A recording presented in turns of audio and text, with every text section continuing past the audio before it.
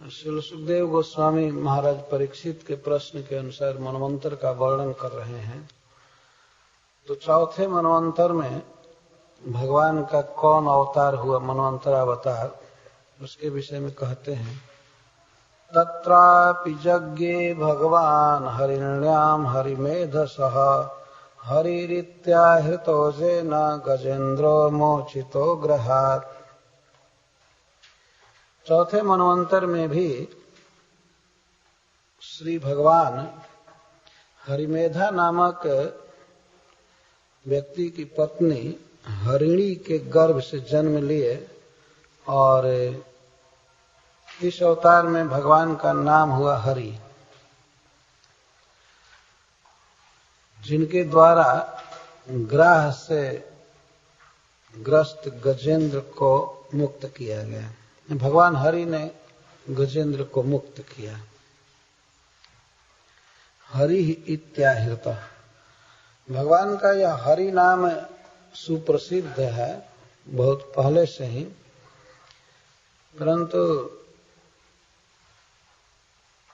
जब हरिणी के गर्भ से भगवान जन्म लिए तो यह नाम बड़ा विख्यात हुआ।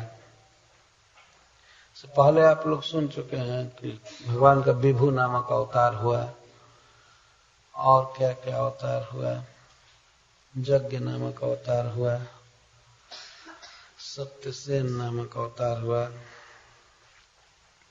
तो यह चौथा अवतार हरि नामक हुआ और भगवान हरि ने अपने प्रिय भक्त गजेंद्र को ग्राह से मुक्त किया। यह बात सुनने पर महाराज परीक्षित श्री सुखदेव गोस्वामी को रोक करके उनसे प्रश्न करते हैं।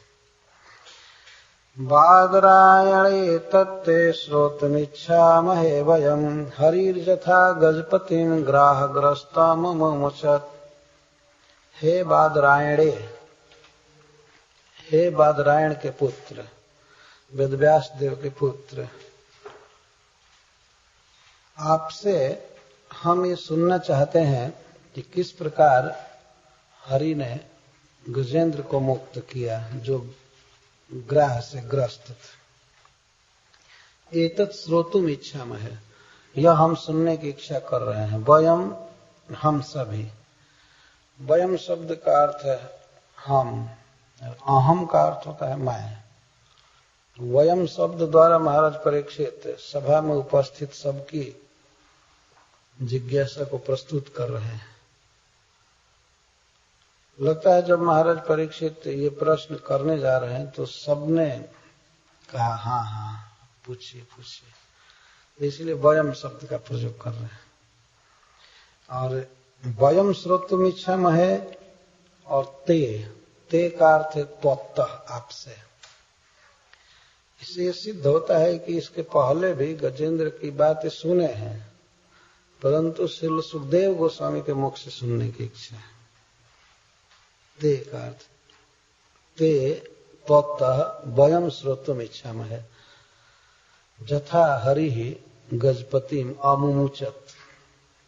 ग्राह ग्रस्तम गजेंद्रम, गजपतिम, ग्राह से ग्रस्त को मुक्त किया। क्यों सुनना चाहते हैं? जैसे मान लीजिए यह प्रश्न पूछा जाए तो अपनी श्रवणेच्छा का कारण बताते हैं। तत्कथा सुमहत् पुण्यम धन्यम स्वस्तेनम शुभम यत्र यत्रोत्तम श्लोको भगवान गीयते हरिः।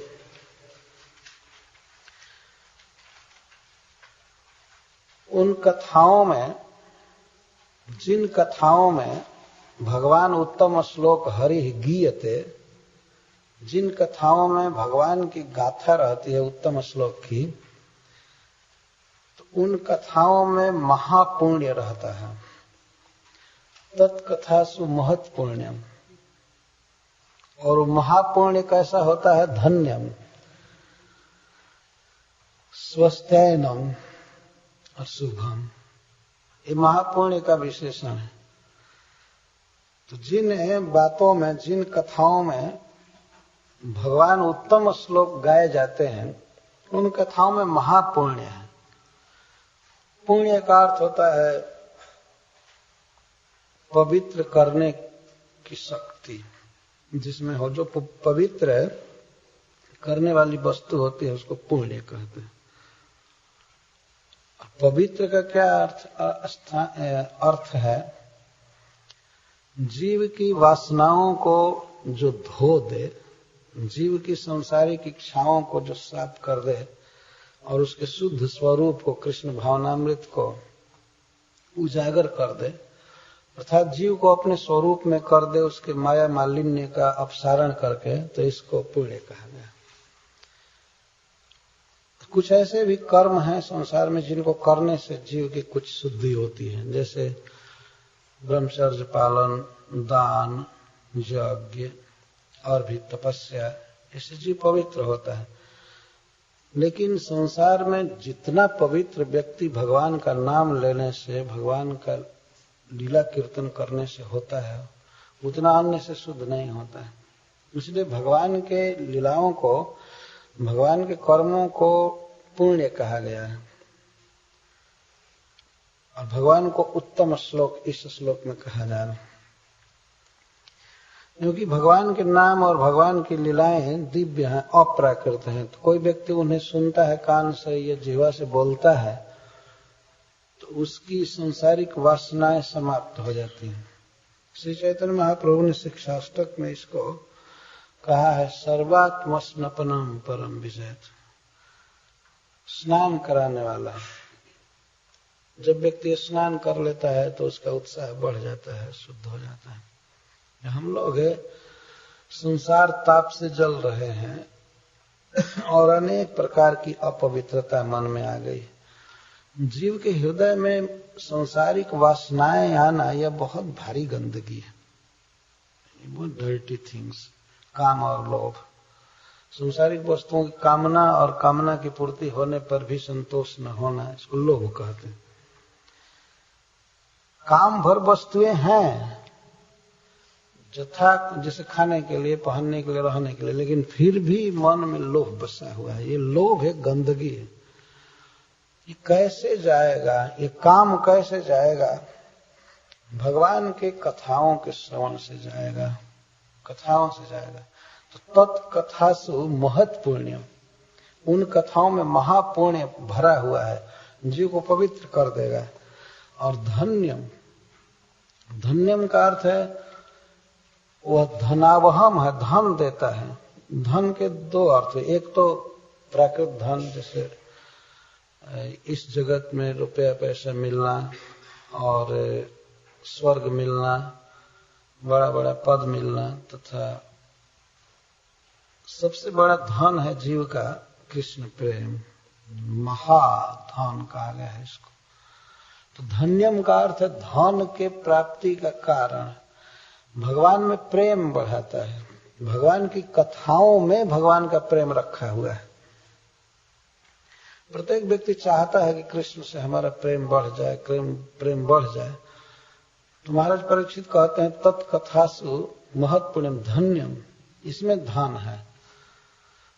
यदि कोई कृष्ण प्रेम चाहता है तो कथाओं में रचे पचे रहना चाहिए। धन्यम। और सांसारिक समृद्धि की भी यदि लालसा हो तो भगवान के कथाओं के श्रवण और कीर्तन से सांसारिक धन भी प्राप्त होता है, यह देखा गया। तो आजकल तो ऐसे विनोद की बात नहीं है, सत्य बात है कि भगवान की कथाओं को कह कह करके लाखों आदमी बहुत धनी हो रहे हैं, बढ़ रहा है केवल कथा कहने से। कई बड़े बड़े काम भारतवर्ष में हम सुनते हैं, यह काम करना है तो यहाँ कथा करवा दो अमुक महात्मा का, अमुक कथाकार का। ये कार्य कराना है तो कथा रख दो, पैसा मिलेगा बहुत और हो जाएगा कार्य। और हो जाता है, कई बार देखा गया।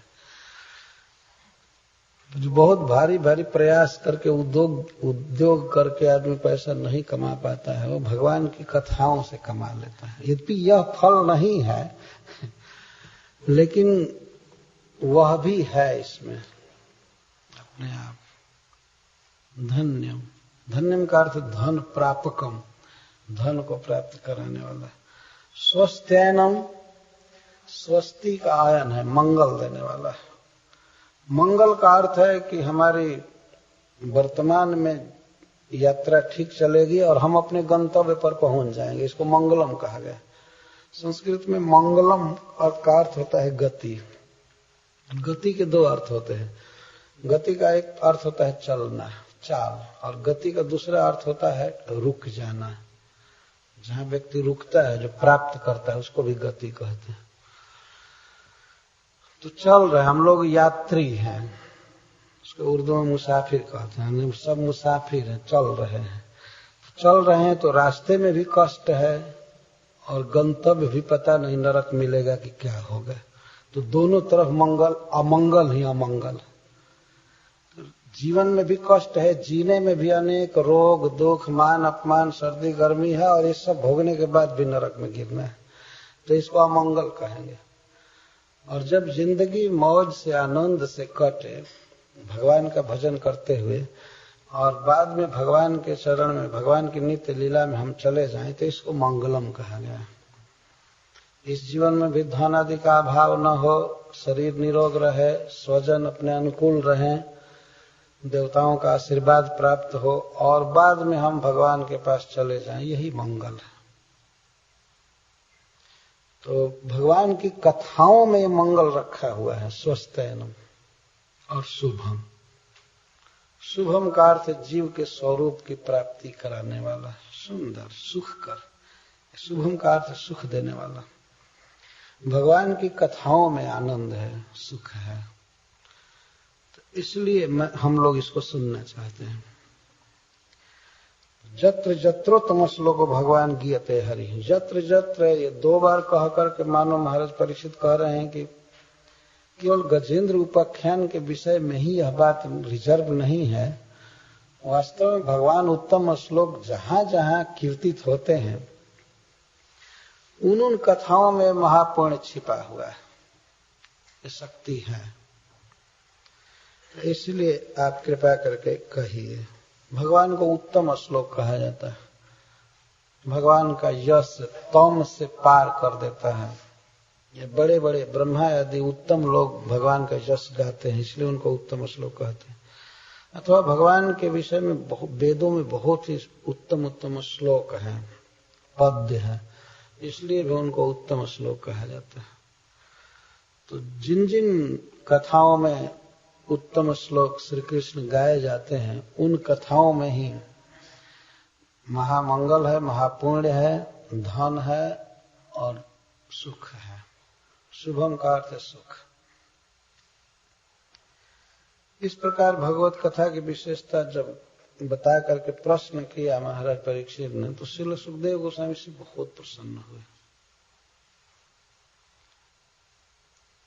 यदि कोई व्यक्ति कथा कह रहा हो, धारावाहिक कह रहा हो, तो संसार में देखा जाता है यदि कोई बीच में अवरोध उत्पन्न करे तो वक्ता को अच्छा नहीं लगता है।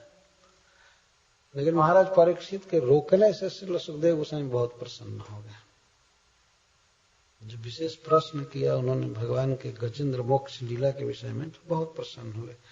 तो इस श्लोक में 33वें में मुदा शब्द का प्रयोग किया गया है। मुदा, मुदा का अर्थ है आनंद से बोलना प्रारंभ किए श्री सुखदेव गोस्वामी। परीक्षितैवं सतुबादरायणिः प्रायोपविष्टेन कथा सुचोदितः उवाच विप्रः प्रतिनन्द्य पार्थिवं मुदा मुनीनां सदसि स्म शृण्वताम्। तो श्रील सूत गोस्वामी जो नैमिषारण्य के ऋषियों को कथा सुना रहे हैं, तो वे सुखदेव गोस्वामी से कथा सुने थे डायरेक्ट, महाराज परीक्षित के पास ही बैठकर। ये जानते हैं कि क्या मूड हुआ श्री सुखदेव गोस्वामी का प्रश्न सुन करके। तो वे कहते हैं कि परीक्षिता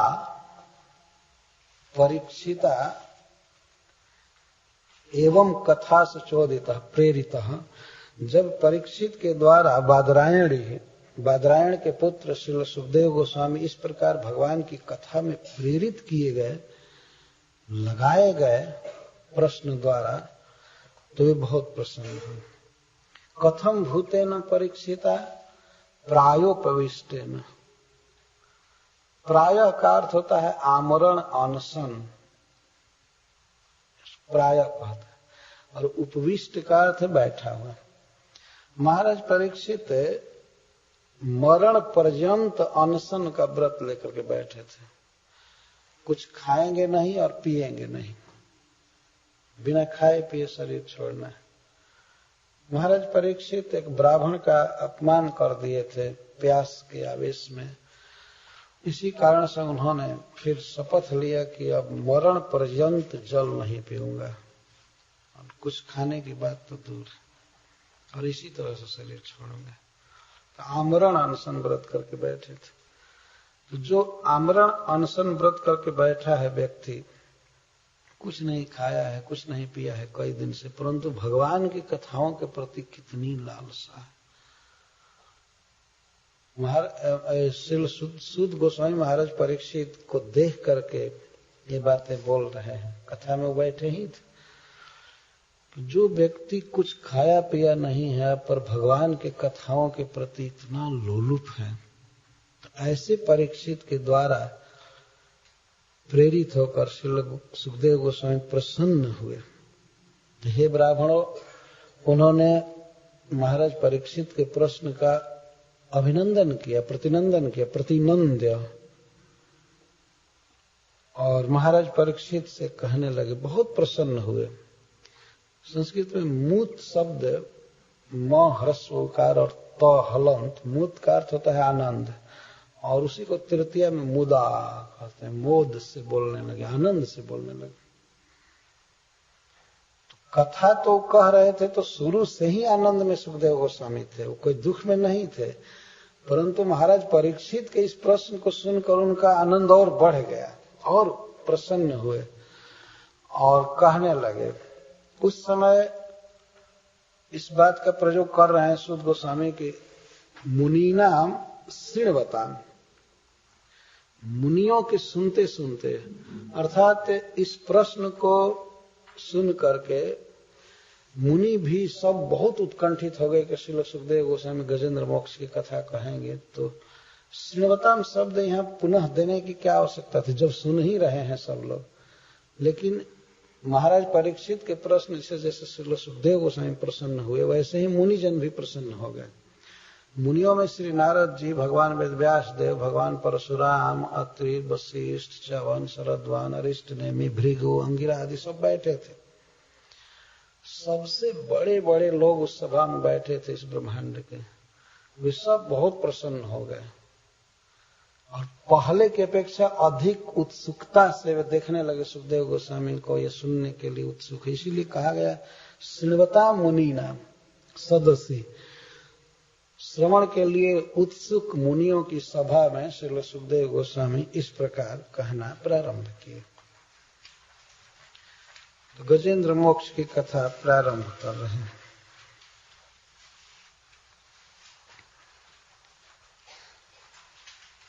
यह वर्णन चौथे अध्याय में आएगा कि भगवान वैकुंठ जाते समय गजेंद्र से कहते हैं त्रिकूट पर्वत पर ही कि जो गिरी, वन, लता, गुल्म इन सब का स्मरण करेगा वह सब पापों से मुक्त हो जाएगा। तो इसलिए जिस पर्वत पर, जिस सरोवर में, जिस वन में यह घटना हुई थी, गजेंद्र जहां ग्रस्त हुए थे और भगवान ने मुक्त किया था, तो उस साइट का वर्णन पहले चालू कर रहे हैं, क्योंकि सब ध्येय है भगवान के श्रीमुख से ही यह बात। भगवान ने यहां तक कहा गया है कि यहाँ गजेंद्र जिस वन में रहते थे वहां के बेड़ू का, बांस का, कीचक का, लता का, झाड़ी का, झाड़ का, पर्वत का कोई स्मरण करेगा तो सब पापों से मुक्त हो जाएगा।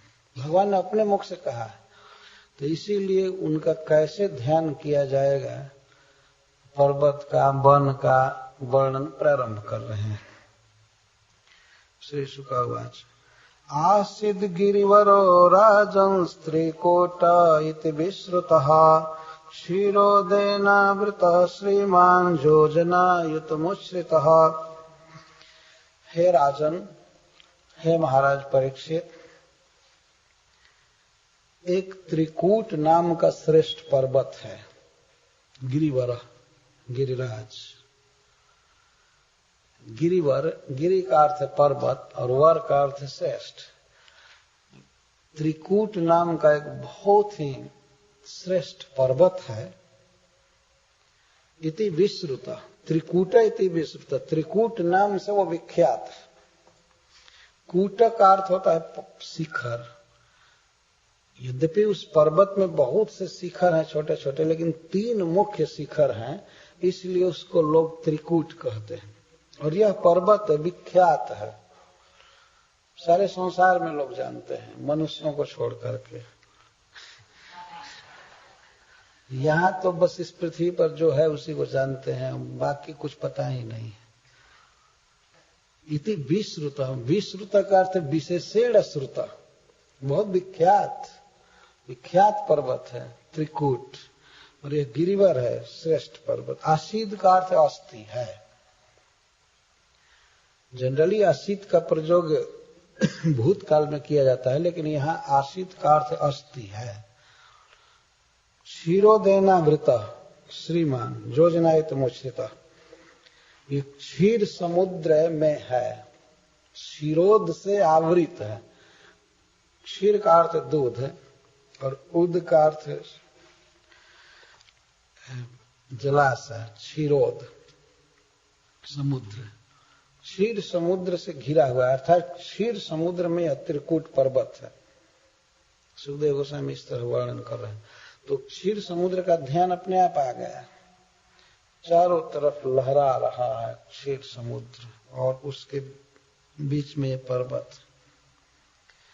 श्रीमान, श्री से युक्त है, मान का अर्थ है युक्त, श्री युक्त, बहुत सुंदर पर्वत है।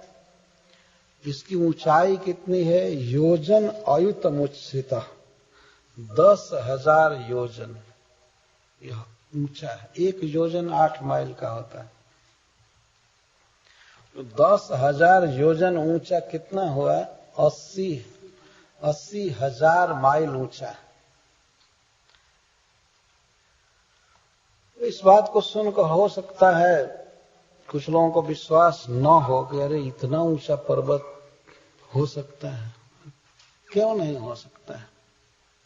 मनुष्य तो कुछ भी नहीं बना सकता, लेकिन भगवान के बनाए हुए कितने पर्वत हैं इस पृथ्वी पर भी बड़े बड़े। तो भगवान इतना ऊंचा बना सकते हैं पर्वत, और इतना ही फैला हुआ है चारों तरफ। 80,000 माइल में फैला हुआ है और इतना ही ऊंचा है। इसे समझ लेना चाहिए।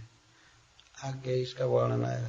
क्षीरोदेनावृत श्रीमान योजनायुतमुच्छ्रित, उच्छ्रित का अर्थ उठा हुआ, 10,000 योजन उठा हुआ यह पर्वत है। क्षीर समुद्र में है, बहुत सुंदर है। तावता विस्तृत पर्यक, और ठीक तावता उतना ही पर्यक चारों तरफ फैला हुआ है, विस्तृत। ऐसा नहीं केवल पोल जैसा पतला खड़ा है 10,000 योजन। जितना ऊंचा है तो इतना ही चारों तरफ फैला हुआ है। चारों तरफ से क्या तात्पर्य है? मूल में बीच से चारों तरफ 10,000 योजन इधर फैला है, 10,000 योजन चारों तरफ फैला है। तावता विस्तृत पर्यक, इतना सुंदर पर्वत। तावता विस्तृत पर्यक त्रिभिः श्रृंगैः पयोनिधिम्। तो त्रिकूट क्यों कहते हैं? त्रिकूट नाम की व्याख्या बता रहा हूं, उसका बीज कारण। दिशा खम रोचे अनास्ते रौप्या यस हिरणमय ही। इसके 3 शिखर किस किस चीज के हैं? एक तो चांदी का शिखर है, रजत का, रौप्य कहते हैं उसको, रूपा हिंदी में। तो चांदी का शिखर है बहुत। अब तो शिखर भी मान लीजिए अगर 10,000 योजन ऊंचा शिखर है, पर्वत है, तो वे शिखर भी चौड़े होंगे तो कुछ 1000 माइल में ही होंगे। तो चांदी का शिखर है एक, और एक लोहे का शिखर है तथा दूसरा सोने का शिखर, इसीलिए उसको त्रिकूट कहते हैं। और अपने तीनों शिखरों से वह पर्वत पयोनिधिम रोचयनास्त, उस समुद्र को सुंदर बना देता है। तो कहीं कहीं पीले वर्ण की छाया पड़ती है समुद्र पर, तो उजला दूध कुछ दूसरे रंग का हो जाता है। चांदी की प्रति छाया पड़ती है, लोहा की प्रति लोहा लाल होता है। तो इस तरह से समुद्र को वो सुशोभित करता है, दिशाओं को जगमग करता है, आकाश को। पयोनिधिम दिशः खम रोचयनास्त, रोचयन का अर्थ है सुशोभित करता है, बहुत सुंदर लगता है वह पर्वत। भगवान उस पर्वत पर आएंगे, लीला करेंगे, इसलिए उस पर्वत का वर्णन किया जा रहा है। उसी पर्वत के ऊपर बहुत विशाल वन था, उस वन के भीतर एक सुविपुल सरोवर था, लेक था।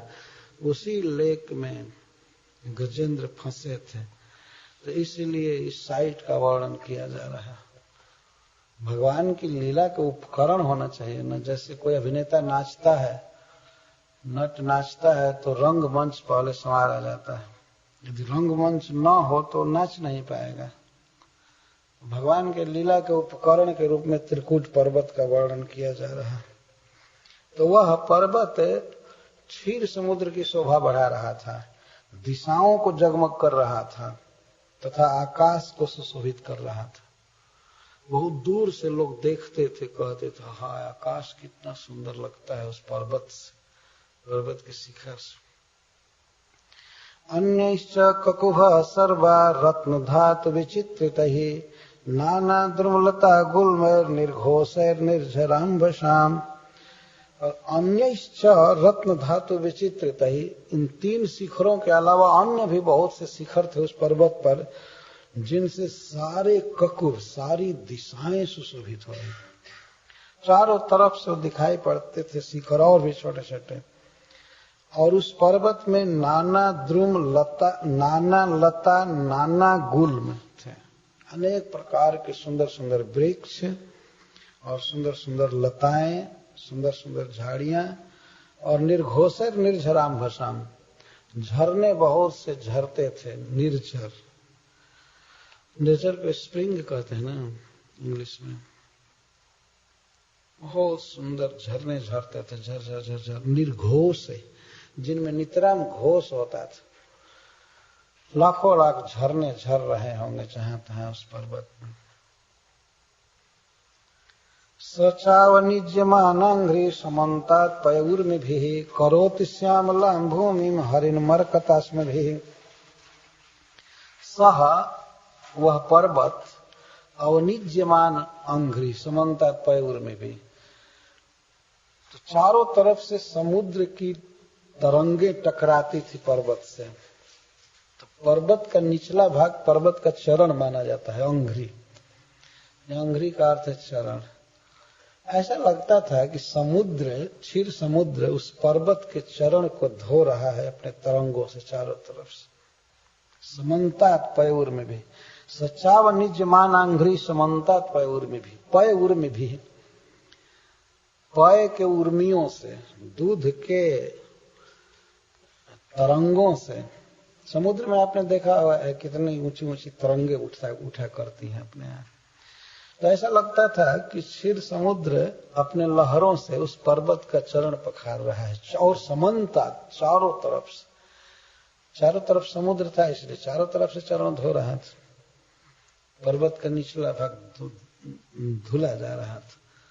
तो किस तरह से लहरें उठ रही होंगी, पर्वत से टकरा रही होंगी, इसका वर्णन श्रील सुखदेव गोस्वामी करते। कोई पूछे क्या श्रील सुखदेव गोस्वामी इस पर्वत को देख करके आए हैं? नहीं, उन्होंने पहले ही कह दिया, इति विश्रुता, श्रुता, सुन करके कह रहे हैं। बहुत बातें हम लोग सुन करके जानते हैं, देखेंगे क्या क्या, कहां कहां देख पाएंगे। बहुत बातें सुनते हैं। करोति श्यामलाम भूमि हरिन मरकतास्म भी। और उस पर्वत में हरे वर्ण के मरकत की चट्टानें थी, नीलमणि, मरकतमणि आदि बहुत सी चट्टानें थी। तो उनके कारण जो क्षीर समुद्र के की भूमि थी पर पर्वत के समीप द्वीप थे कहीं कहीं, तो उनको वो हरा बना देता था। पर्वत उज्जवल भूमि को हरा बना देता था। उसके प्रकाश से ऐसी आभा फैलती थी। चूंकि मरकतमणि की चट्टानें थी पर्वत में, इसलिए उज्जवल द्वीप भी हरा हो जाता था। क्षीर समुद्र में जो द्वीप बनते हैं कहीं भी, वे सब श्वेत द्वीप होते हैं। श्वेत द्वीप का अर्थ है उज्जवल द्वीप। तो उसको हरा कर, करोति श्यामलाम भूमि, भूमि को श्यामला कर देता था। क्यों? हरिन मरकतास्म भी, हरे वर्ण के मरकत अस्मों से, अस्म का अर्थ पत्थर, कुछ ऐसे पत्थर थे जो बिल्कुल हरे वर्ण के थे, मरकत मणि कहते हैं। तो इससे समुद्र, उज्जवल समुद्र भी हरा जैसा कहीं कहीं लगता था।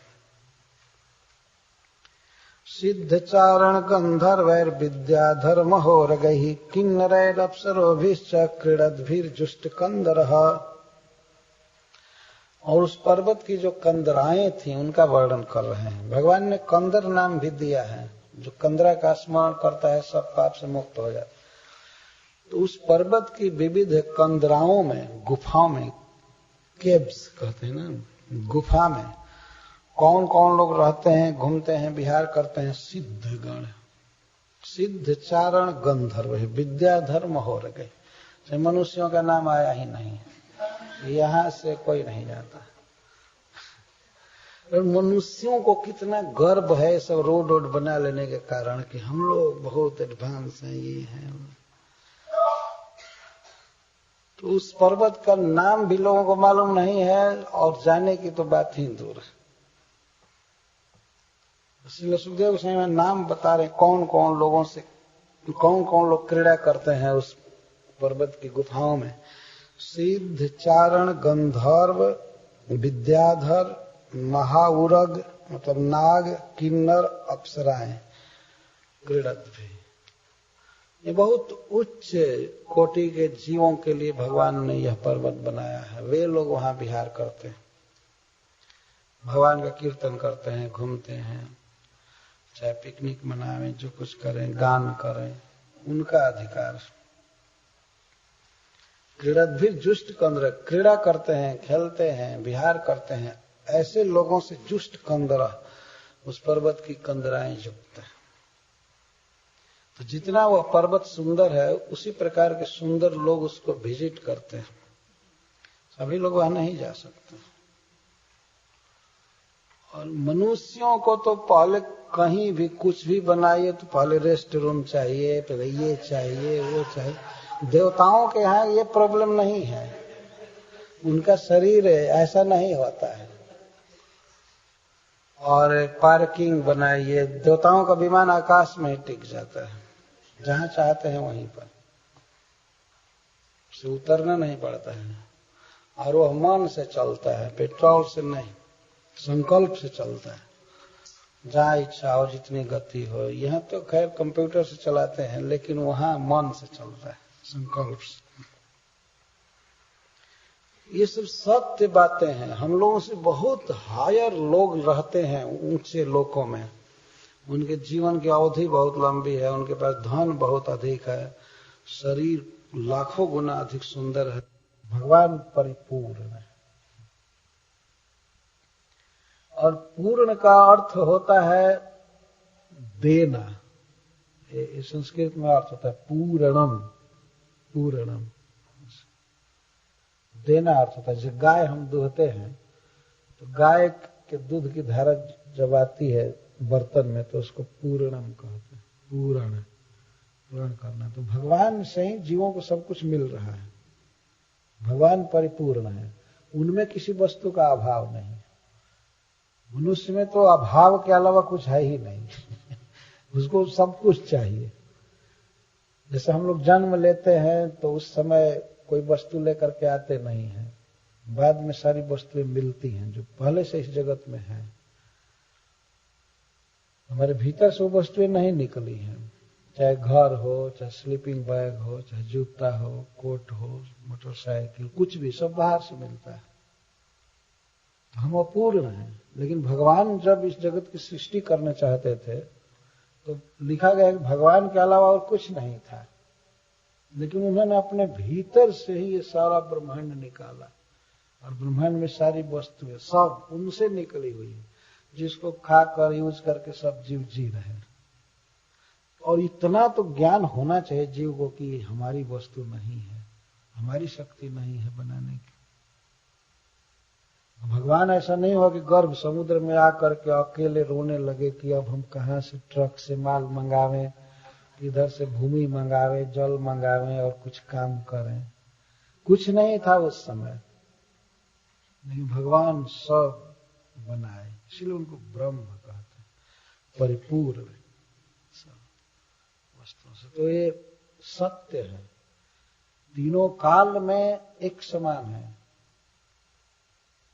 जो व्यक्ति बदल जाए, जिसका शरीर बदल जाए, ज्ञान बदल जाए, धन बदल जाए, कम हो जाए, बेसी हो जाए, उसको व्यभिचारी कहते हैं संस्कृत में।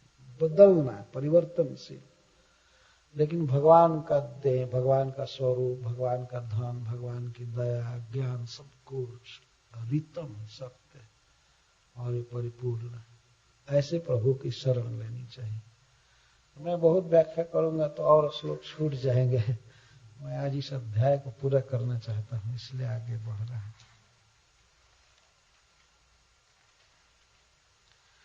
स विश्वकायः पुरुहूतैः सह सत्यः स्वयं ज्योतिरजः पुराणः भक्तेश जन्मादजयात्मशक्त्या ताम विद्योदस्य निरीहयास्ते। एक प्रश्न उठता है कि ननु विश्वम चेत तद्रूपम, यदि यह विश्व भगवान का ही रूप है तो तस्य कुतो जन्माद्य भाव, तो फिर भगवान में जन्म आदि का अभाव कैसे संभव है? जगत का तो जन्म हो रहा है, जगत का प्रलय हो रहा है। तो यदि यह जगत भी भगवान का ही रूप है तो फिर भगवान का भी जन्म हुआ, भगवान का भी निधन हुआ, क्योंकि जगत का ऐसा हो रहा है। और स्वप्रकाशकत्वम कुतो हुआ, और कैसे भगवान को कहा जाएगा वो स्वप्रकाश है, स्वयं चेतन है। कथम वा जगत जन्मादि कर्तृत्वेन विकारिण सत्यत्वम पूर्णत्वम च। और कई प्रश्न बन रहे हैं। ये सिद्धर स्वामी के टीका का कमाल है, अद्भुत बात कह रहे हैं पूर्व के श्लोकों से मिलाकर।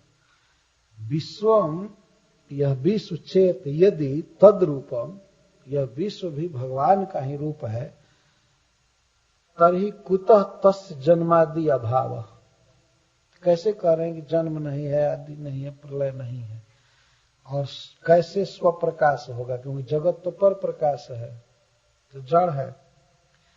कथम व जगत जन्मादि कर्तृत्वेन, अगर यह माना जाए कि भगवान ने जगत का निर्माण किया है, पालन कर रहे हैं, प्रलय करते हैं, तो फिर भगवान में विकार होगा ही, ये स्वाभाविक है। मान लीजिए इस जगत में देखा जाता है कि कोई व्यक्ति कुछ जन्म दिया, बनाया, तो विकार हो ही जाता है। विकार होने का मतलब उसके मन में भावना हो जाती है कि यह मेरा है। जब जन्म देता है तो पालन करता है, मेंटेन करता है, मेरापन की भावना आती है, परायापन की भावना दूसरे के साथ आती है। जगत विकृत हो रहा है तो इसके साथ साथ इसको बनाने वाला जरूर कुछ न कुछ विकृत होता होगा। और आप कह रहे हैं कि वो रितम है, सत्य है, तो कैसे सत्यत्व रहेगा और पूर्णत्व रहेगा? वो विकारी हो जाएगा, उसका कुछ घटेगा, बढ़ेगा। मान लीजिए अगर यह कहा जाए कि भगवान पूर्ण है लेकिन सारा जगत वो अपने भीतर से निकाले तो वो तो खाली हो जाएंगे, पूर्ण कैसे रहेंगे? इतना विशाल जगत को अपने भीतर से निकालने वाला व्यक्ति खाली हो ही जाएगा। लेकिन नहीं, वेद का यही पहला वाक्य है। ओम पूर्णमदः पूर्णमिदं पूर्णात् पूर्णमुदच्यते पूर्णस्य पूर्णमादाय पूर्णमेवावशिष्यते। पूर्ण भगवान से यह पूर्ण जगत निकला है, लेकिन पूर्णमेवावशिष्यते, फिर भी भगवान पूर्ण ही बचते हैं। यह अद्भुत विज्ञान। तो ये प्रश्न बन रहा है, तो इसी का उत्तर देते हैं। सब विश्व काया, वास्तव में यह विश्व भगवान की काया के समान है।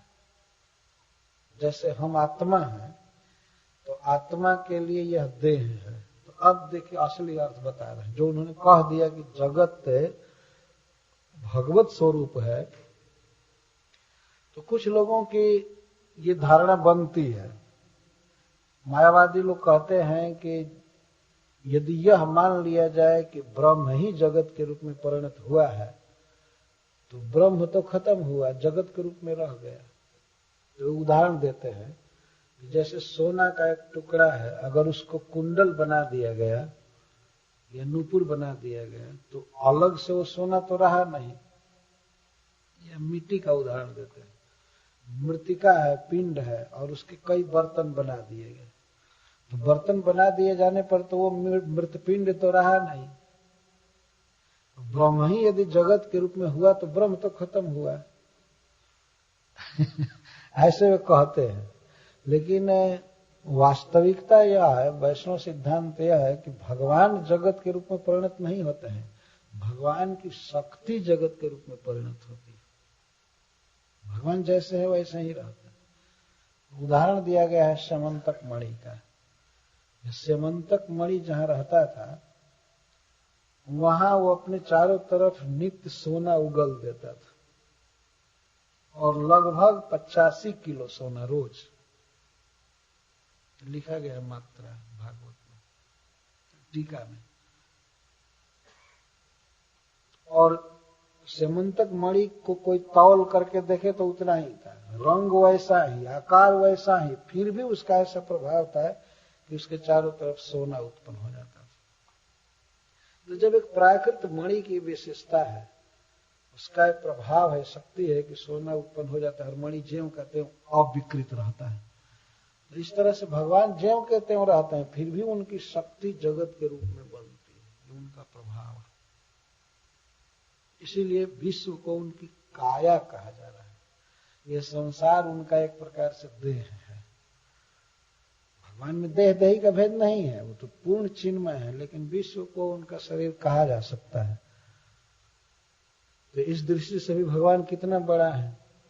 हम लोगों का तो शरीर छोटा सा है, नाप करके कुर्ता पैंट सिलाया जा सकता है, लेकिन भगवान को जिस दिन पहनाना होगा तो कहां से इतना कपड़ा लाएंगे, कहां से इतनी बड़ी माला बनाएंगे। पूरा विश्व ही भगवान का स्वरूप है, शरीर, काया। विराट रूप का वर्णन किया जाता है। तो उस उक्ति से उस उक्ति को क्लियर कर दिया गया कि वास्तव में भगवान जगत रूप नहीं है, चिन्मय है। ये विश्व जो है उनकी काया के समान।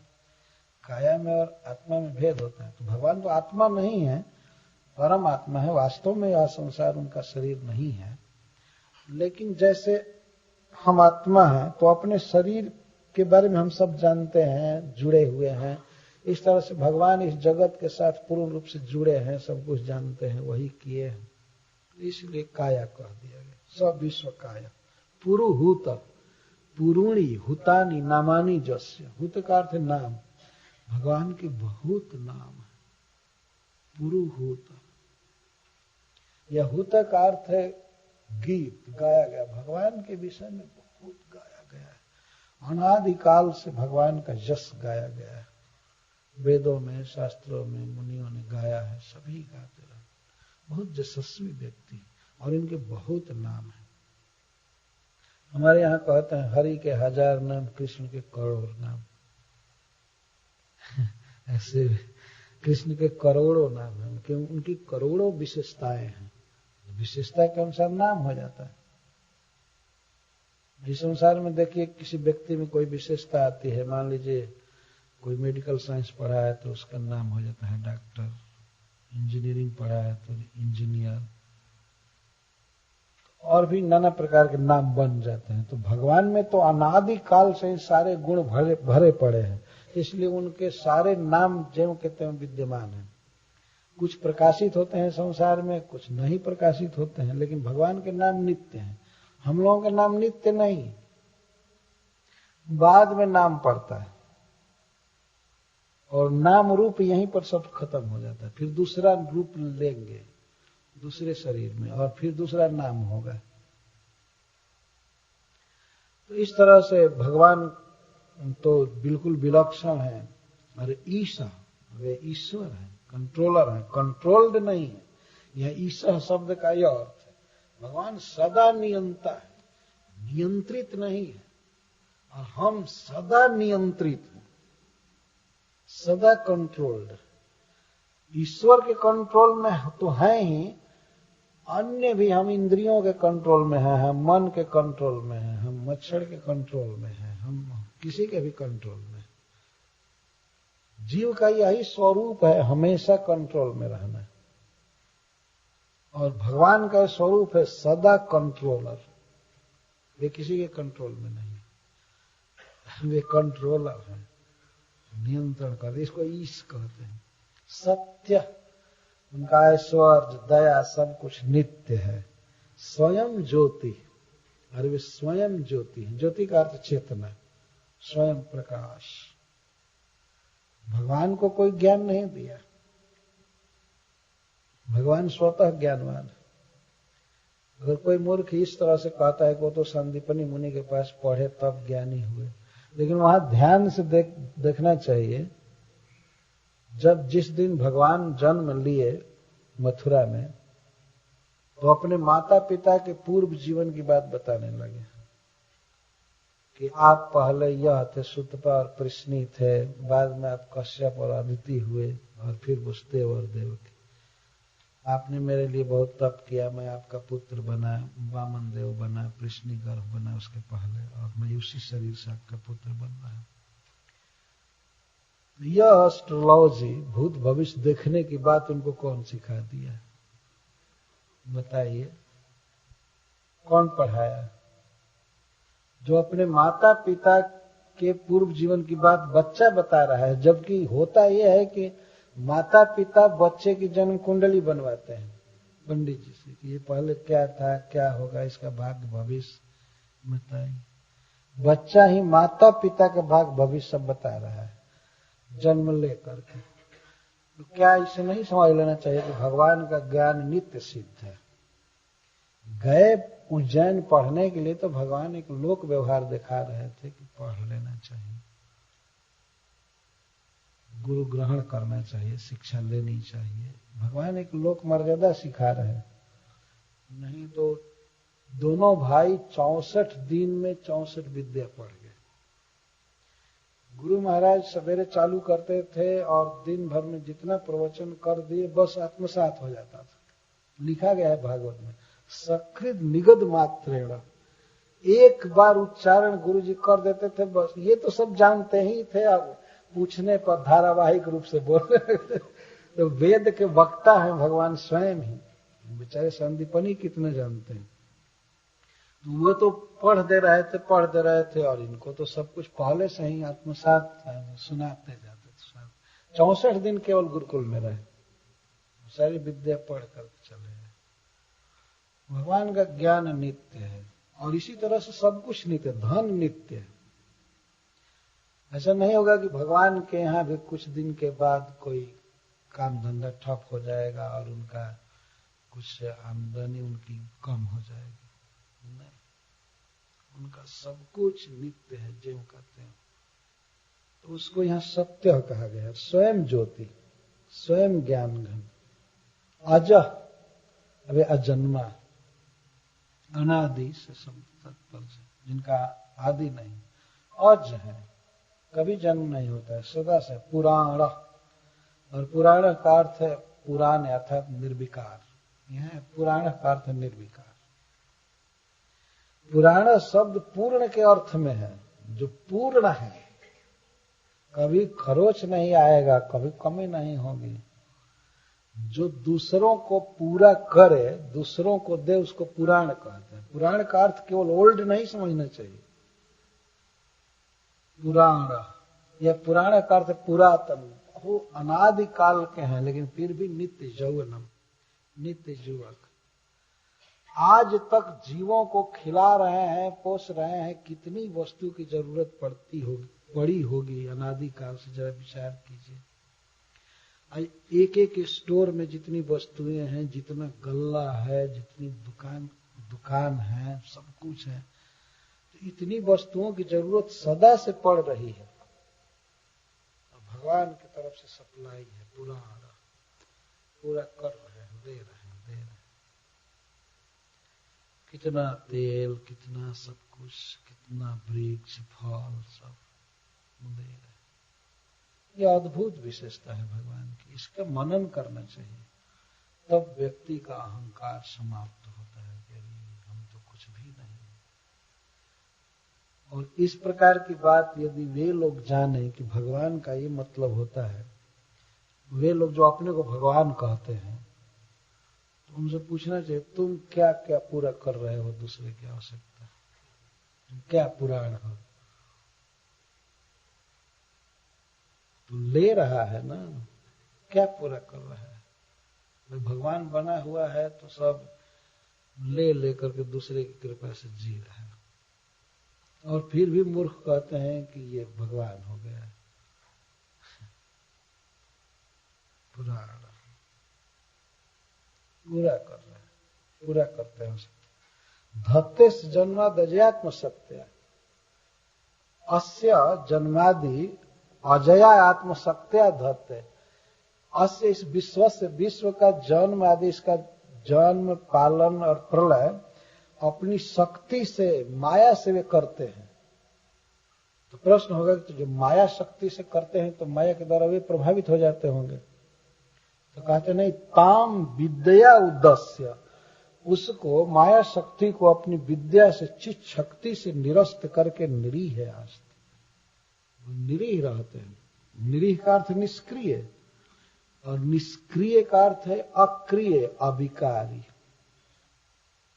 भगवान अपनी शक्ति से जगत की सृष्टि करते हैं, अनादि काल से सबको जन्म दे रहे हैं, खिला रहे हैं, पिला रहे हैं, मारते हैं, लेकिन भगवान निष्क्रिय रहते हैं। निष्क्रिय का अर्थ है इतना बार प्रलय हुआ लेकिन भगवान नहीं रोए होंगे बैकुंठ में कि हाय रे सब मार दिए गए, या जन्म मिला तो बधाई नहीं बजी होगी बैकुंठ में, हाय इतने लोग जन्म लिए। या भगवान कभी ये भावना नहीं कि बहुत अच्छा चल रहा है, सफलतापूर्वक चला रहे हैं, ऐसा भगवान को कभी नहीं हुआ। उनकी माया शक्ति सब कर रही है,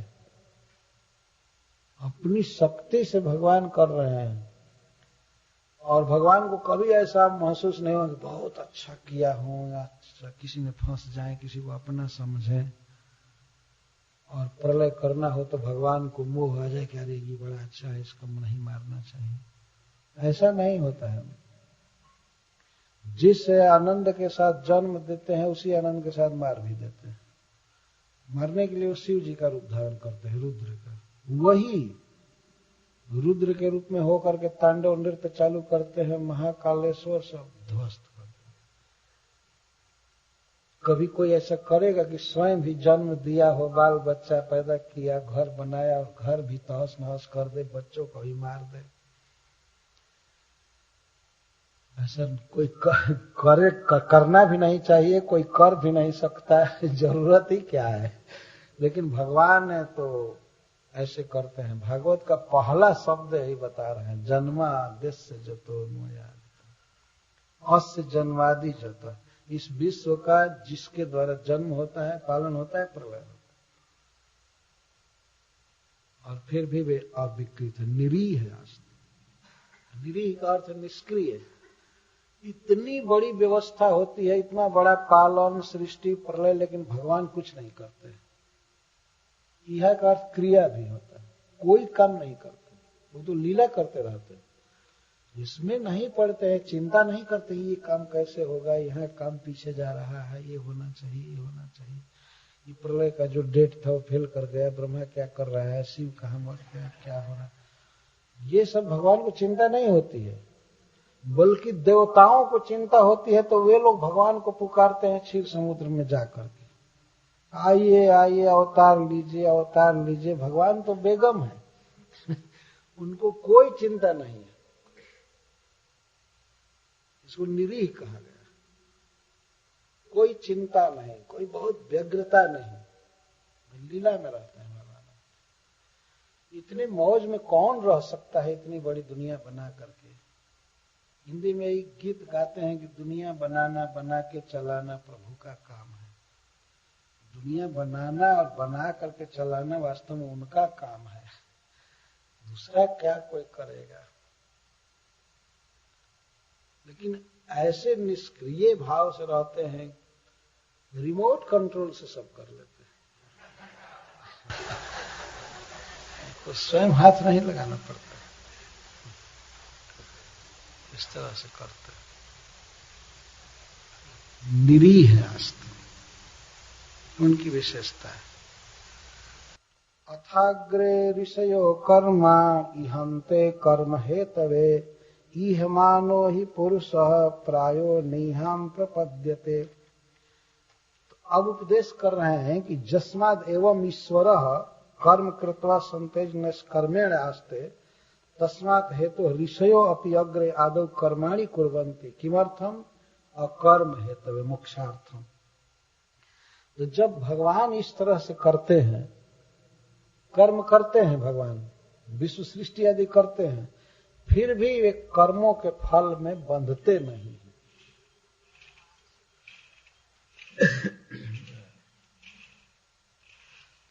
तो जब ईश्वर ऐसा करते हैं तो ईश्वर से शिक्षा लेकर के ऋषि लोग भी अग्रे पहले वे कर्म करते हैं। आदौ कर्माणि कुर्वन्ति, पहले कर्म करते हैं और बाद में कर्म से उपरत हो जाते हैं। किस लिए कर्म करते हैं? मोक्ष के लिए। यहां बहुत ही सुंदर शिक्षा दे रहे हैं मनु महाराज, बहुत ध्यान देने की बात है।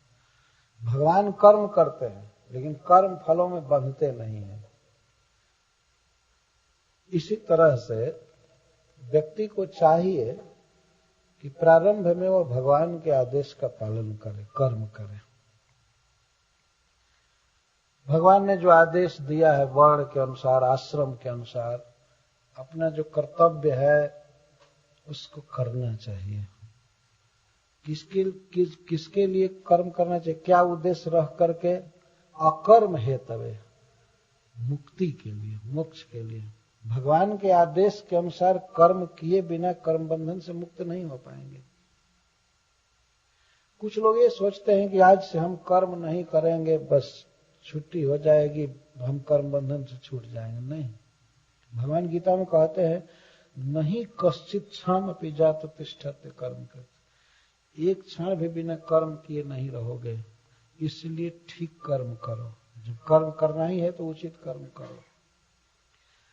आप देखते हैं कि आदमी सोया रहता है और सपना में काम करता रहता है, तो बिना कर्म किए वो कैसे रह सकता है? मन से कर्म किया ना, और उस कर्म का भी फल लगता है। सपना में किए गए कर्म का भी फल लगता है, क्योंकि वो आदमी अपने मन से काम कर रहा है। और मन मुख्य उपकरण है कर्म में, शरीर तो उससे अप्रधान है। तो किसी क्षण बिना कर्म किए व्यक्ति नहीं रह सकता। इसीलिए जब कर्म करने में लगा ही रहेगा तो बेटर है कि उसको दूसरा एंगेजमेंट दिया जाए। लेकिन कर्म छुड़ाया ना जाए। कर्म छोड़ना संभव नहीं है उसके लिए। आज तो कोई कहे, मान लीजिए दिखावे समाज को कि मैंने कर्म छोड़ दिया, गृहस्थी छोड़ दिया, बच्चों का पालन छोड़ दिया, और जाकर केवल गांजा पीता रहता है। और देखिए तो पूछिए कि कितना जप करते हैं। जप की क्या आवश्यकता है? चीलम की भले आवश्यकता है, जप की कोई आवश्यकता नहीं। तो कर्म तो छोड़ा है, लेकिन जाकर के विकर्म करने लगा। विकर्म से तो कर्म अच्छा है ना। जैसे कल यहाँ बात हुई थी कि धैर्य रखना चाहिए, ईश्वर के आदेश का पालन करने से व्यक्ति धीरे धीरे भवसागर को पार कर जाता है। यहाँ उदाहरण के रूप में मनु महाराज कहते हैं कि इसीलिए ऋषि लोग, भगवान के भक्त जन, अग्रे कर्माणि कुर्वन्ति, पहले कर्म करते हैं और धीरे धीरे धीरे धीरे वे कर्म बंधन से मुक्त हो जाते हैं। भगवान के आदेश का पालन करने के कारण कर्म बंधन से मुक्त हो जाते हैं। इहन्ते अकर्म है, तभी कर्म करते हैं मोक्ष के लिए। सभी कर्म बांधने वाले नहीं होते हैं, पहले कर्म बंधन में डालने वाले हो गए हैं, लेकिन यदि हम अब भगवत आदेश के अनुसार भगवान की भक्ति पर कर्म करें, भगवान को समर्पित करके करें, तो पहले के कर्म बंधन भी यही कर्म ही समाप्त कर देगा। जैसे पहले मान लीजिए खा रहे थे, भक्त नहीं बने थे, नहीं सीखे थे, तो वो खाना पीना बंधन कर रहा था, लेकिन जब भगवान को अर्पण करके खाने लगे तो पहले का कर्म बंधन भी यह समाप्त कर देगा। भगवान का प्रसाद खाना, भगवान से संबंध जोड़ करके कोई क्रिया करना, जैसे बच्चा उत्पन्न करना है, पत्नी का पालन है, समाज के और भी काम है, बंधन करने वाले हैं। लेकिन मान लीजिए बच्चा उत्पन्न हुआ और बच्चा भगवान का भक्त हो गया, भगवान का जप करने लगा, भगवान की सेवा करने लगा, पत्नी सेवा करने लगी भगवान की, तो पहले के जो कर्म बंधन जीव पर हैं वो भी समाप्त हो जाएंगे। ये कर्म करने के कारण, उस विवाह के कारण, उस गर्भस्थ के कारण सारा बंधन समाप्त हो जाएगा उसका। इसमें ये सिद्धांत बताया जा रहा है। इसीलिए ऋषय अग्रे, अग्रे का अर्थ शुरू में वे कर्म करते हैं और अपने आप धीरे धीरे वो मुक्ति के पथ पर हो जाते, मुक्त हो जाते हैं। नारद जी ने इसको बहुत सुंदर रूप से समझाया है भागवत में। वे कहते हैं कि वही दूध या घी जो रोग उत्पन्न करता है, पेट को चिकना कर देता है, मंदाग्नि दे देता है, लेकिन उसी को यदि छाछ बनाया जाए, उस दूध को, छाछ में जीरा डाला जाए, कुछ और औषधि, तो वो मंदाग्नि को खत्म कर देता है। वही दूध छाछ के रूप में पिया जाए तो उस रोग को दूर कर देता है, भूख को बढ़ा देता है। कर्म बंधन करने वाला है, निश्चित है, लेकिन उसी कर्म को यदि भगवान से जोड़ करके किया जाए तो कर्म ही पूजा हो जाती है। उस तरह से वो बंधन से छुड़ा देता है। इसलिए जब भगवान इस तरह कर्म करते हैं, जगत की सृष्टि आदि करते हैं, तो मनुष्य का कर्तव्य है कि वह भी कर्म करे। गीता में भगवान इसी बात को बार बार कह रहे हैं, कर्म करो, लेकिन ठीक से करो। मदर्थम कर्म माचरो, मेरे लिए कर्म करो, मेरे लिए कर्म करो, मुझको सेंटर में रखकर कर्म करो। खाना पीना सोना कब छूटने वाला है आदमी का, बताइए। कोई घर छोड़ दे तो क्या वो सोता नहीं है? हम तो देखते हैं गृहस्थों से साधु ज्यादा सोते हैं। वो सोचते हैं कि हमारी कोई जिम्मेवारी नहीं है, सोने में कोई बात नहीं, हम ज्यादा सोते। तो यह तो कोई भक्ति हुई नहीं। तो न तो सोना छूटता है, न खाना छूटता है, न कुछ छूटता ही नहीं है, तो छूटा क्या है? इसलिए भगवान की कृपा पर भरोसा रख करके और अपने विहित कर्म को करते जाना चाहिए, करते जाना चाहिए। भगवान कृष्ण कृपा करेंगे सबके हृदय में, वो मुक्त कर देते हैं जीव को। अर्जुन युद्ध किए भगवान के लिए, तो भगवान कहते हैं मैं तुम्हें सब पापों से मुक्त कर दूंगा, चिंता मत करो। पाप से मुक्त करने का मतलब कर्म बंधन से मुक्त कर दूंगा। अंततः भगवान पर ही भरोसा करना है, न कि आप कृपा कीजिए, हम ऐसे जिए कि हमें मुक्त कर दीजिए। भगवान करेंगे, भगवान के आदेश का पालन होगा। ईहते भगवानीशो नहीं तत्र विसज्जते, आत्मलाभेन पूर्णार्थो नावसिदन्ति ये नुतम।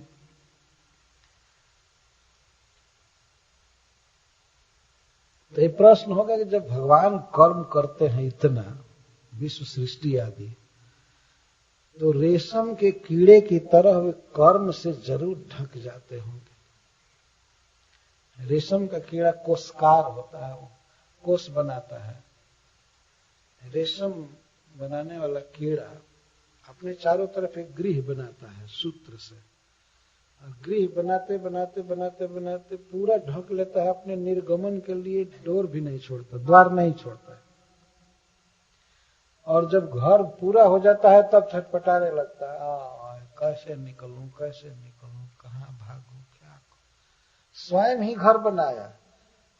मनुष्य घर बनाता है तो द्वार रखता है, खिड़की रखता है, विंडो रखता है, लेकिन कोषकार रेशम का कीड़ा अपना घर बनाता है और अपने आप बंद कर लेता है, निकल नहीं पाता, उसी में मर जाता है। और दूसरे लोग ला करके रेशमी कपड़े पहनते हैं, उसका उत्पादन, और वो उसी में मरते, उसको मार दिया। तो इस तरह से कुछ लोग ऐसे होते हैं, ऐसे फंसते जाते हैं, ऐसे फंसते जाते हैं कि निकलने का उपाय नहीं सोचते। कभी सोचते नहीं है कि निकलना चाहिए, कम से कम मंदिर भाग करके आते हैं तो कुछ तो निकलने का द्वार रखें। भगवान के भजन में रह रहे हैं, साधुओं का संग कर रहे हैं, कथा सुन रहे हैं, तो इसका अर्थ है कि द्वार है निकलने का, जब चाहे तब निकल सकते हैं।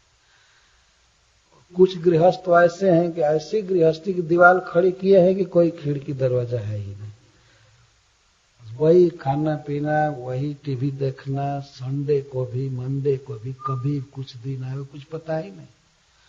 बल्कि सैटरडे संडे को ज्यादा उमंग में रहते हैं कि अब भोगेंगे 2 दिन खूब, 5 दिन बहुत परिश्रम किए मर गए, अब 2 दिन खूब भोगेंगे, रिलैक्स्ड होंगे इधर उधर। लेकिन विवेकी पुरुष तो सोचता है कि 2 दिन भगवान के मंदिर में चलेंगे, भगवान का भजन करेंगे, कुछ सेवा करेंगे, या घर पर ही कुछ और अधिक सुनेंगे, भगवान के विषय में पढ़ेंगे, जप करेंगे। उन दूसरे उमंग में नहीं रहते। हम देखते हैं इस देश में कि 5 दिन लोग काम करते करते लगता है पहाड़ जैसा अनुभव होता है, कब सैटरडे आएगा, कब संडे आएगा। और मंडे के सवेरे ही हर हर कार से भागना चालू कर दे। द्वार रखना चाहिए। तो यह प्रश्न होता है कि जब भगवान इतना कर्म करते हैं तो कैसे नहीं बंधते हैं। उसको कहते हैं ईहते भगवान ईश्वर, चूंकि वो भगवान है, ईश्वर है, इसलिए ईहते कर्म करते हैं पर नहीं तत्र विसज्जते, पर उसमें आसक्त नहीं होते, फंसते नहीं। यही तो भगवान की ईश्वरताई है। इतना बड़ा विश्व व्यवस्था करके भी भगवान बिल्कुल आसक्त नहीं होते, किसी वस्तु को भोगना नहीं चाहते और किसी को नष्ट करने में भी हिचकते नहीं हैं। नहीं तत्र विसर्जित आत्मलाभ है न पूर्णार्थ। कोई कहे कि भगवान जगत बनाते क्यों है, कुछ तो अपनी गरज होगी, अपना कुछ घट जाता होगा उनका। कहते नहीं, आत्मलाभ है न पूर्णार्थ। अपने लाभ से, अपने धन से, ज्ञान से, सुख से भगवान पूर्ण मनोरथ है। और जो भी व्यक्ति उनका अनुगमन करता है, भगवान का भक्त बनता है और भगवान जैसा करता है, तो नावसीदति, वे लोग भी न विसर्जनते, वो भी आसक्त नहीं होते। जो भगवान के अनुसार चलते हैं, भगवान का भक्त बनते हैं, वे भी दुख में नहीं पड़ते हैं, वे भी संसार में आसक्त नहीं होते। जब इतनी बड़ी व्यवस्था विश्व की करके भगवान इसमें नहीं फंसते हैं, तो छोटे से परिवार और छोटे से समाज में कोई क्या फंसेगा। ठीक है, जब तक चलाना है, इसके बाद भगवान में मन लगा है, छूट जाता है। यही विद्वता है ना, भाई घर गृहस्थी में रहते हुए भी मन भगवान में रख लिया जाए, भजन किया जाए। एक संत कहा करते थे कि चतुर चोर वह है जो चोरी करने गया है किसी घर में, लेकिन चोरी करने से पहले वो इमरजेंसी में भागने का रास्ता देख लेता है पहले, अगर चतुर चोर है। और मूर्ख है तो वो केवल वस्तु पर दृष्टि रखता है, भागने वगने का नहीं देखता है, और पकड़ लिया जाता है। तो वस्तु भी नहीं मिलती है और उल्टे मारपीट होती है, उसे कारागृह में जाना पड़ता है, वस्तु भोग नहीं पाता है। और चतुर चोर है तो वस्तु भी ले लेता है और आराम से चला जाता है, पुलिस भी नहीं पकड़ पाती। तो घर गृहस्थी में प्रवेश करना एक बहुत बड़े चतुर चोर का काम है। इसके द्वारा जो भगवान की सेवा करनी है कर लेना है, रह लेना है, लेकिन निकलने का रास्ता पहले से ही सोचना चाहिए। ये नहीं सोचना चाहिए कि अब जिंदगी भर साथ ही मरेंगे, साथ ही रहेंगे। निकलने का उपाय पहले सोच लेना चाहिए। ये जरूरी है। तो भगवान के जो भक्त हो जाते हैं तो उनमें ये गुण आ जाता है, वो आसक्त नहीं। अंततः देखिए, आसक्ति रहे या न रहे, संसार को तो छोड़ करके जाना ही पड़ता है। तो अच्छा यही है कि अनासक्त हो जाए, फ्री हो जाए और चले जाए। तो कर्म करना जरूरी है, पर कर्म को कुशलता से करना है। इस प्रकार मनु महाराज कह रहे हैं। तो ऐसे प्रभु की मैं शरण ले रहा हूं, अंतिम श्लोक में कहते हैं। तम ईह मानम निरहंकृतम बुधम निराश संपूर्ण मनन्य चोरितम। भगवान कर्म करते हैं, ईह मानम। क्यों कर्म करते हैं? क्योंकि नृन शिक्षयन्तम, नरों को, मनुष्यों को शिक्षा देने के लिए कर्म करते हैं। कभी कभी अपने रूप में, कृष्ण रूप में और राम रूप में अवतार लेकर के भगवान कर्म करते हैं। वो भी गृहस्थ बनते हैं, वो भी पत्नी संग्रह करते हैं, बच्चे उत्पन्न करते हैं। क्यों? नृन शिक्षयन्तम, मनुष्यों को शिक्षा देने के लिए। स्वाचारेण, अपनी आचार्य धर्म जीवेरे सीखा है, स्वयं आचरण करके भगवान सिखाते हैं। विश्व सृष्टि करते हैं, आचरण करके सिखाते हैं। निजवर्त्म संस्थितम, भगवान अपने नरावतार रूप मार्ग पर सम्यक स्थित रहते हैं। देखते भगवान राम किस तरह से नियम पालन किए, लगता था सचमुच के मनुष्य हैं। भगवान श्री कृष्ण ऐसा लगता है सचमुच के मनुष्य हैं, नियम पालन करते हैं। इसको निज वर्त्म कहा गया। नरावतार रूप जो अपना मार्ग है, पद है, उस पर स्थित रहते हैं। तो ये कर्म करते हैं शिक्षा देने के लिए, लेकिन न विसर्जते, जीव के समान फंसते नहीं है। इसी को बताने के लिए कहते हैं निरहंकृतम निराशिसम अनन्य चोरित। भगवान निरहंकार रहते हैं, उनमें अहम ममेती का भाव नहीं होता है, ये मेरा है, ये पराया है, यह मैं हूं। और उनमें कोई वस्तु कामना नहीं होती है, निराशिसम। और उनको कोई दूसरा कर्म करने के लिए प्रेरित नहीं करता है। कभी कभी आदमी कर्म इसलिए करता है, क्या करे, अब दूसरे के कंट्रोल में है तो करना पड़ता है। लेकिन भगवान को यहाँ अनन्य चोदितम, अनन्य प्रेरितम, दूसरा कोई फोर्स नहीं कर सकता है कि आपको सृष्टि करना होगा, आपको सृष्टि चलाना होगा। वैकुंठ में भगवान के ऊपर कोई इस प्रकार का फोर्स नहीं कर सकता है। यहाँ इस जगत में तो आप देखते हैं कि व्यक्ति काम करने जाना नहीं चाहता है, लेकिन क्या करे, जॉब है, कंपनी के अनुरोध से करना पड़ता है। भगवान पर क्या कोई कहेगा कि नहीं आपको ये करना पड़ेगा, स्वतंत्र है, लेकिन फिर भी करते हैं। उनको दूसरा प्रेरित नहीं कर सकता है। क्यों? क्योंकि प्रभु है। इसमें शब्द आया है नीचे, दूसरा उनको प्रेरित नहीं कर सकता है, वे सर्वसमर्थ है, प्रभु है।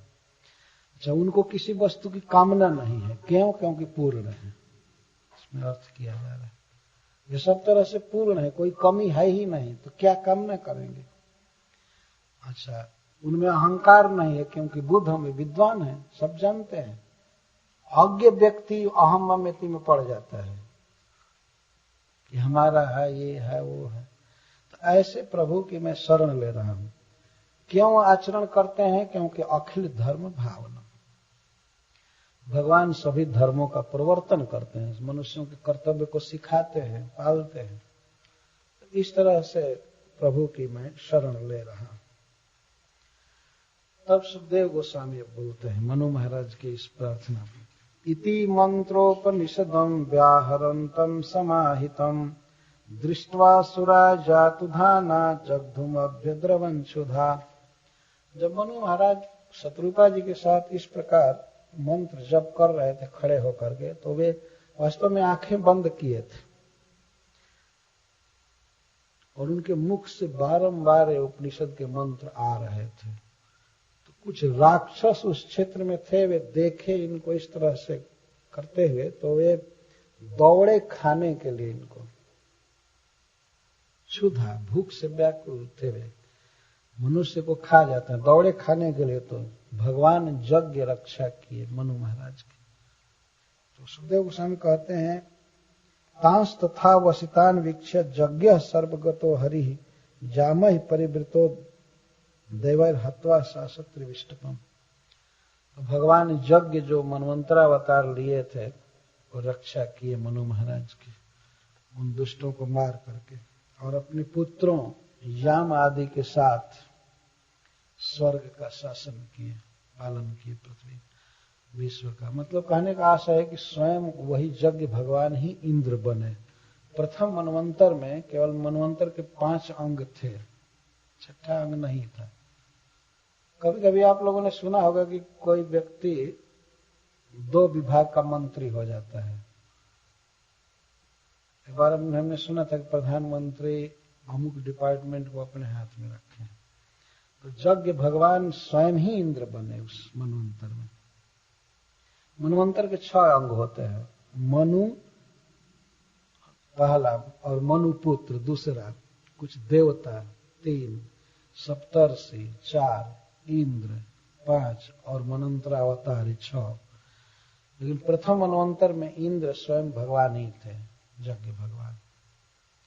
तो इस तरह से मनवंतर की कथा कल पूछी गई थी, तो उस कथा पर फिर से आ जाते। तो प्रथम मनवंतर में तो ये कथा हो चुकी। द्वितीय मनु की कथा सुनिए। स्वारोचिषो द्वितीयस्तु मनुरग्ने सुतो भवत्। द्वितीय मनु हुए अग्नि के पुत्र, जिनका नाम था स्वारोचिष। और इनके कुछ पुत्र थे जिनमें मुख्य थे द्युमत, सुसेन, रोचिष्मत इत्यादि। तत्रेन्द्रो रोचनस्त्वासि देवाश्चतुषितादय। द्वितीय मनवंतर में जो इंद्र हुए उनका नाम था रोचन, और देवताओं की जातियां थी जिनका नाम था तुषित आदि। और ऊर्ज, स्तंभ आदि ये सप्तर्षि बने जो वेदों के विद्वान थे। ये तो हुए 5 अंग। और भगवान के अवतार को बता रहे हैं द्वितीय मनवंतर में। ऋषेस्तु वेद शीर्षस्तुषिता नाम पत्नी तस्याम यज्ञे ततो देवो विभोरिंद्र अभिविश्रुतः। वेद शिरा ऋषि की पत्नी के गर्भ से भगवान जन्म लिए, जिनका नाम हुआ विभु। तो द्वितीय मनवंतर में भगवान का विभु अवतार हुआ। वेद शिरा ऋषि की पत्नी तुषिता के गर्भ से भगवान ने जन्म लिया। और इस अवतार में भगवान ने मुख्य काम क्या किया? 88,000 लोगों को अखंड ब्रह्मचर्य की शिक्षा दिया। अखंड ब्रह्मचारी बनाया भगवान ने। बहुत ऊंची स्थिति है, संसार के भोगों की लालसा नहीं रही, और भगवान स्वयं ही ब्रह्मचारी रह गए। यह भाव है यहाँ पर, ब्रह्मचारी रहकर। अष्टाशीति सहस्राणि मुनयो ये धृतव्रता अनुशिक्षण व्रतम तस्य कौमार ब्रह्मचारी। भगवान कौमार ब्रह्मचारी थे, मतलब बाल ब्रह्मचारी रहे, और उन्होंने 88,000 ऋषियों को ब्रह्मचर्य की शिक्षा दी, उनको लगाया। ये भगवान अवतार लेकर के इस मनवंतर में एक मुख्य काम हुआ। अब तृतीय मनवंतर की बात सुनिए। तृतीय उत्तमो नाम प्रिय व्रतसुत मनु पवन सृंजयो यज्ञ होत्राद्यास्तत्सुता नृप।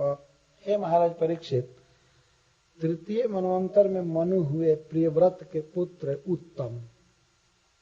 प्रियव्रत मनु महाराज के पुत्र थे, तो उनके पुत्र मनु उत्तम मनु बने। तो इनके पुत्र हुए पवन, सृंजय, यज्ञहोत्र आदि। और वशिष्ठ जी के पुत्र प्रमद आदि, ये 7 ऋषि हुए। सब वशिष्ठ जी के ही पुत्र रहे तृतीय मनवंतर में। और सत्या, वेद, श्रुता, भद्रा, देवा, इंद्रस्तु सत्यजित। और देवता लोग थे वे सत्य, वेद, श्रुत, भद्र, देव इत्यादि। भद्र इत्यादि। और इंद्र का नाम हुआ सत्यजित तृतीय मनवंतर में। अब भगवान का अवतार सुनिए तृतीय मनवंतर में। धर्मस्य सुनृतायां तो भगवान पुरुषोत्तम सत्यसेन इति ख्यातो जातः सत्यव्रतैः सह। धर्म की पत्नी सुनृता के गर्भ से भगवान पुरुषोत्तम जन्म लिए, जिनका नाम हुआ सत्यसेन। जातः सत्यव्रतैः सह। और सत्यव्रतैः सह, सत्यव्रतों के साथ जन्म लिए। इसका अर्थ है भगवान का और भी भाई या देवता। इस अवतार में भगवान ने राक्षसों का, जक्षों का और दुष्ट लोगों का बहुत वध किया, जो झूठ बोलते थे। अनृत व्रत दुःशीलन असतो जक्ष राक्षसान भूतद्रुहो भूतगणाश्चा बधित सत्यजित सखा। सत्यजित के अर्थात इंद्र के सखा बनकर, सहायक बनकर भगवान ने बहुत ही दूषित आचरण वाले, दूसरे जीवों को दुख देने वाले राक्षस और जक्षों का वध किया। मैं संक्षेप में इसको कह रहा हूं। अब चौथे मनवंतर की बात सुनिए। चतुर्थ उत्तम अभ्राता मनुर्नामना च तामसः। चौथे मनु हुए तामस। ये उत्तम के ही भाई थे, मतलब प्रियव्रत महाराज के पुत्र। तामस नाम था। तो उनके पुत्र